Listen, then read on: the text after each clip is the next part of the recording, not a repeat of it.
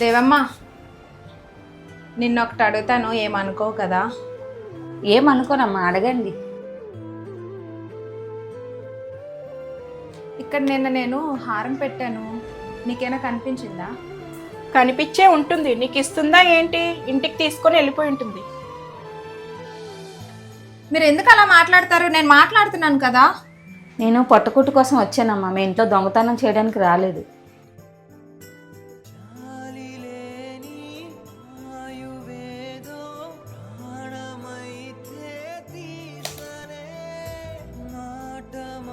ఇదిగోండమ్మా మీ హారం. నేనేమి ఇంటికి పట్టుకొని వెళ్ళలేదు. బతుకు బాగలేక మేము ఈ ఊరికి వచ్చామమ్మా, గతిలేక కాదు.